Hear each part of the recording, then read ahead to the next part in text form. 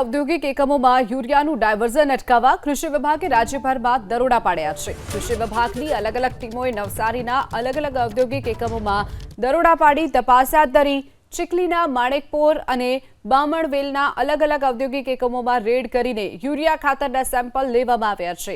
ઘણીવાર ઔદ્યોગિક એકમો ટેકનિકલ ગ્રેડ યુરિયાની જગ્યાએ એગ્રીકલ્ચર ગ્રેડ યુરિયાનો ઉપયોગ કરતા હોય છે તેવી ફરિયાદોના આધારે કૃષિ વિભાગે તપાસ હાથ ધરી છે। જે ફરિયાદના આધારે કૃષિ વિભાગ અલગ અલગ ઔદ્યોગિક એકમોમાં તપાસ કરીને યુરિયા ખાતરના સેમ્પલ લીધા છે।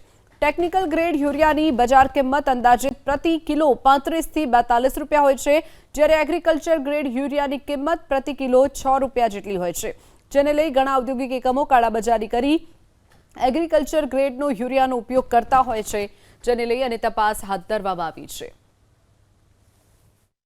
એક ડ્રાઈવનું આયોજન કરવામાં આવેલ છે, જેનો મેઇન ઉદ્દેશ છે કે ખેડૂતોને દવા, ખાતર અને બિયારણ સારું અને ઉચ્ચ ક્વોલિટીનું મળી રહે તેના એક મેઇન ઉદ્દેશ છે।